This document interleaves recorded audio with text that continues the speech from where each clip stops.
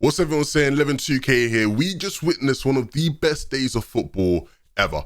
Like, genuinely, we will be lucky to have experienced a day of football that entertaining ever again. Like, that was the passion, the excitement, the drama, everything you want in a football match we just had today. Genuinely. And the finish, Kylian Mbappe's penalty being saved by Sommer, France being knocked out of the Euros, the favourite to win, the World Cup champions getting knocked out by Switzerland. What a way to finish. And honestly, man, Mbappe, I want to see a mad Mbappe come back. Like, next year, Mbappe is going to be looking like 2012 LeBron James, right? Like, if you know about basketball, you know what I'm talking about. Mbappe is going to be out for blood. He's going to come back for revenge. He's going to be looking for revenge next World Cup, because that is a heartbreaking finish. And I always knew he was going to miss. Honestly, when he stepped up to take it, I knew he was going to miss the penalty. I knew he was going to miss it, because the way he played in that game was horrendous. In moments, he was decent. In moments, he was class. But as a whole, he's not scored in this tournament. He had the one goal that was disallowed, and he just hasn't been able to do anything. And, you know, he missed a really good chance for France that would have avoided penalties for them completely in extra time. And so I just always knew. I knew straight away he wasn't going to score it. His confidence was already shot before he ever stepped up to take it. But even before that, you know, 3-3 finish on the game. And of course, Switzerland go through on penalties. But what a game. What a game. The game starts off and, you know, France obviously came into this match without a left back, right? They had no left backs because, you know, Digne and Hernandez are both injured. And so you think to yourself, bloody hell, you know, this is a difficult situation for them. They changed the system, they changed the shape. You know, they played a 3-4-3, played three at the back. But then they concede a goal going into half time, and you just know, like, this is not going to work. This new system doesn't work. You're not going to beat Switzerland. Switzerland came out to play. They were not, you know, they were not messing around. They were not messing around. So this whole trying a new system thing was just not going to work. And so they switched, you know, back to sort of a regular shape. They subbed off Lenglet. They played Rabiot at left back, subbed off Lenglet and put Coman on. Coman was brilliant, I felt like, in a lot of this game. Unfortunate not to get a goal. He hit the crossbar at a certain moment as well. But as a whole, it was just ridiculous. It was just ridiculous. So what, Switzerland were 1-0 up. Then Benzema gets into the game and he scores, right? Then within the same minute, Benzema scores again and France are 2-1 up. And so you're thinking, okay, France are 2-1 up, they're back in this, they're ahead, everything's cool. Then Pogba scores an absolute weldy of a goal. Like an absolute weldy. And his celebration was, it's everything you love about Pogba. His celebration was so swift, so calm. He sits there with the, you know, the typical arms folded, just, you know, nonchalant. It was brilliant, absolutely brilliant. And you think to yourself, France 3-1 up, it's over. Do you know what I mean? It's over. You know, Switzerland. I forgot to mention, actually, before France scored the 2 goals, before Benzema got 2 goals, Switzerland actually missed a penalty, right? They say Lloris saved the penalty, and it was right after Lloris saved the penalty that France went and got 2 goals with Benzema. And so you just think to yourself, 3-1 up, they've missed a penalty, Switzerland are done. You know, they looked good in the first half, everything was rosy, but, you know, this is the best team in the world. This is the team with, you know, so much star power that they just can't lose. They cannot lose. And then all of a sudden, Seferovic gets another goal. And so it's 3-2. And you start thinking to yourself, he scores a header, you start thinking to yourself, hold on a minute here. We got a game. You know, we got a serious game on our hands here, because as much as France, you know, were the better team in a lot of moments, they also just didn't, you know, have that sort of final bit of quality as well to really kill off the game.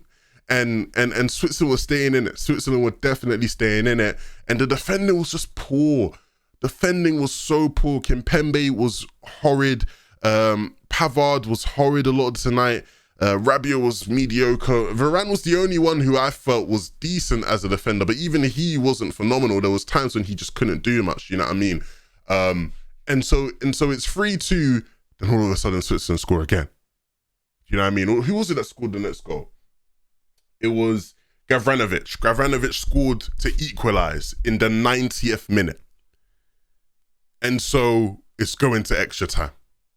3-3 going into extra time, and you're thinking to yourself, bloody hell, this is a game. And we had just seen, you know, Spain versus, I can't even remember now, bro. My mind's going everywhere. Spain versus Croatia.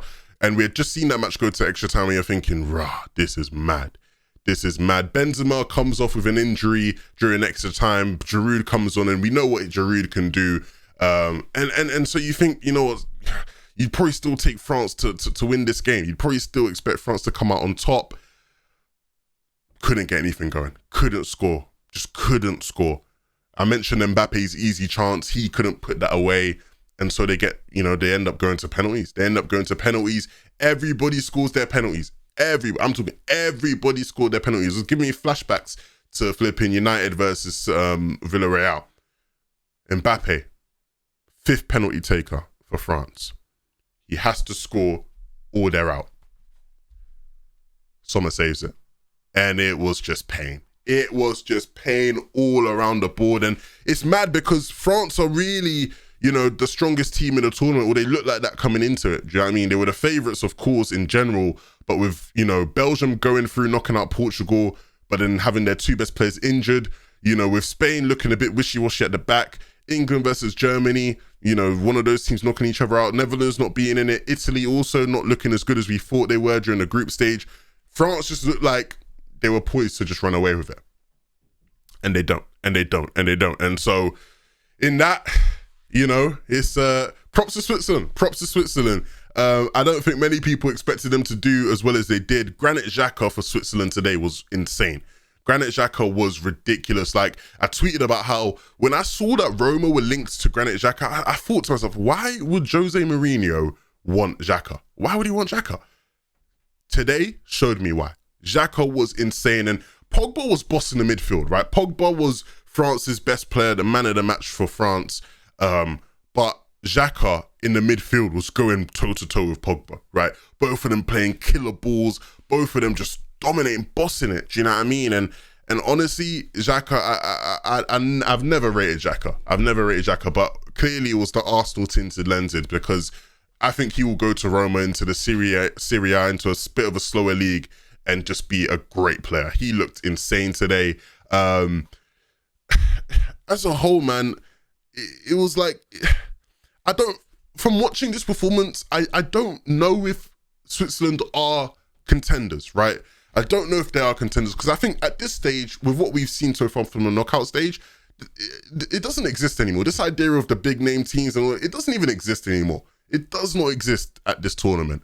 And so, you know, you just got to watch how teams play and think and analyze. Do you think this team's good enough? I still don't know. I think they definitely have players. If Xhaka can keep it up, I thought Akanji at the back was pretty decent. Sommer was quite good as well. Of course, the goal scorer, or the main goal scorer, right? Sereferic, sorry if I'm saying his name wrong, by the way. He was really good.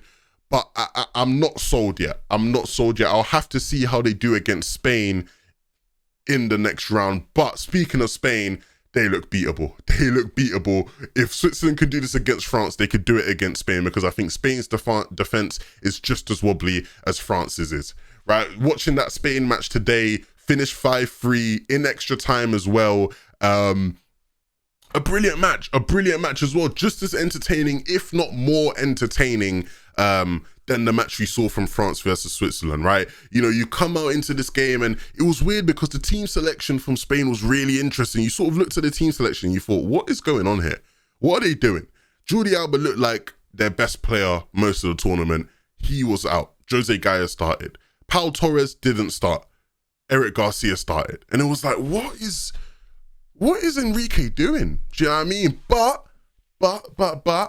it worked because they got the result, right? I guess it worked in the end. Let me look at the timeline to sort of jog my memory on how things sort of started out, right? So you start out, okay.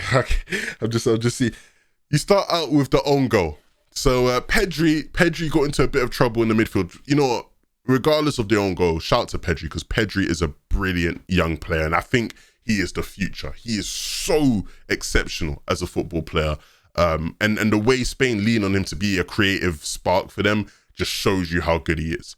But Pedri gets into trouble in midfield, passes it back to Unai Simon, and Unai Simon just couldn't control it. Pedri put a bit too much pace on the ball, a bit too much spin, and it bounced right before it got to Simon, right? And so it was really awkward, really difficult for him. He couldn't control it into the back of the own net.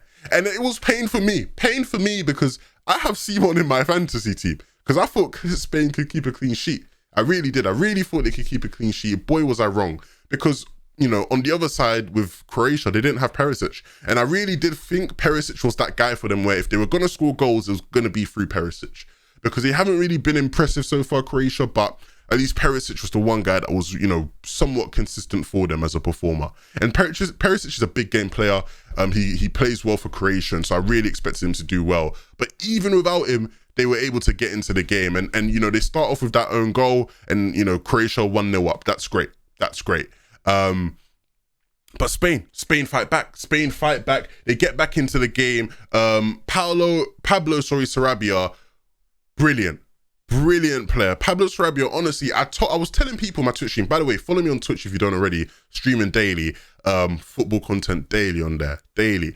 And I was giving people advice on fantasy, and I told people in my Twitch stream, you know, if you have Sarabia in your team, captain him tonight, because he will get you a goal or an assist. He will. I watched the way he performed in the previous match. He was brilliant, and he was brilliant as well for a lot of today's game.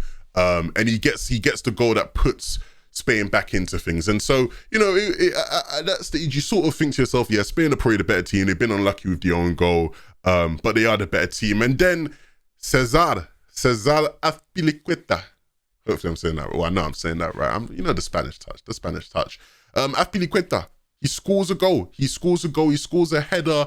And his goal was literally just the blueprint for how Spain have been attacking, right?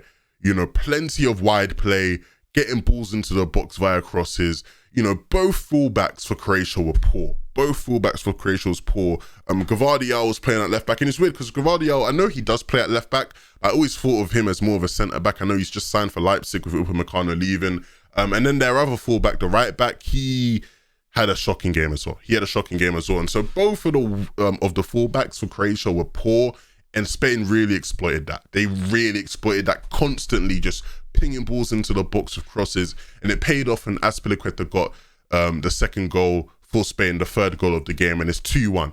It's 2-1 at that stage.